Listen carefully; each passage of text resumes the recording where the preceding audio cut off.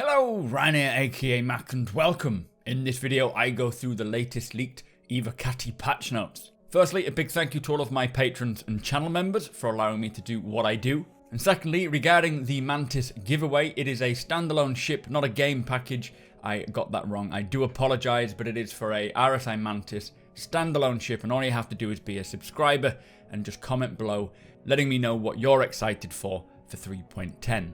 Also, if you want to keep up with all of the leaks as they happen, I have linked Star Citizen Leaks Discord channel in the description below. This is where I get all my information, so I highly recommend checking them out. So the Evocatis have their third patch to test. This is the 3.10.0C.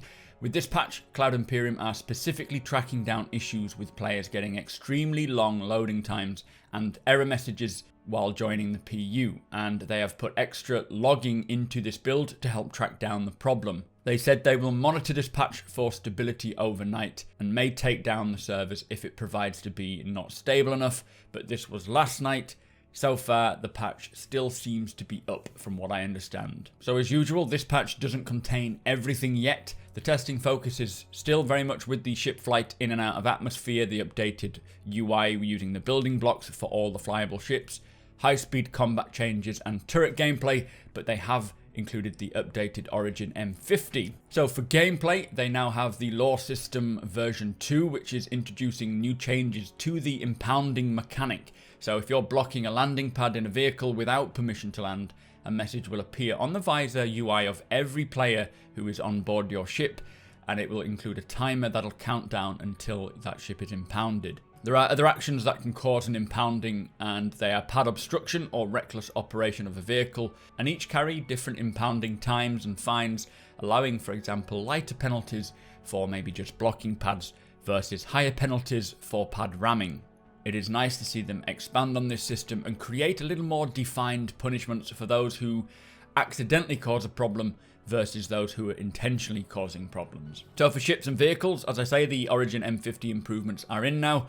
This includes compressible landing gear, updating the ship with the new damage system, cockpit improvements, and updating the UI metrics to improve the pilot experience. And they've also done an aerodynamics polish pass on the Sabre, the Hornet, and the Valkyrie, so they are fine-tuning them as they go.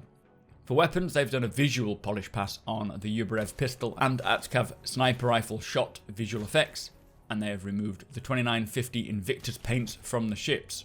So for bug fixing, there are 17 bug fixes, and some of these include the top bunk enter animation of the Vanguard should no longer loop and cause the player to get stuck.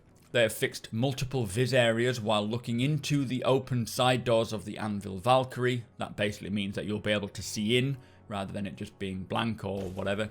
NPCs should no longer be missing clothes. Ships and vehicles should no longer hurt themselves while firing their EMP, which is useful.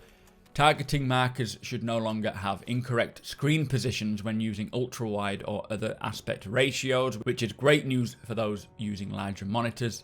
2D animations of people walking around inside the Maria Pure of Heart Hospital at Lorville should no longer appear upside down.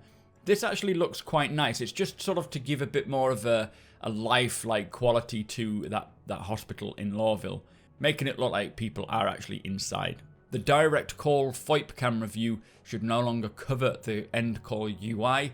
Players should now be able to target other ships while using the Valkyrie's remote turrets, and they have fixed 3 client and 5 server crashes, plus a server deadlock. So that is the latest from the 3.10 patch.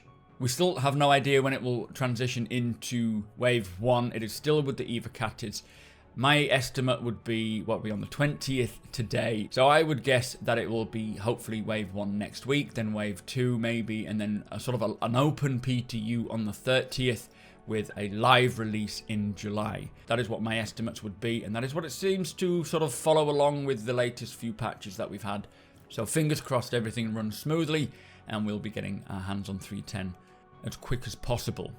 But with that said, make sure you are subscribed to my YouTube channel, as I do cover all the leaks as they happen.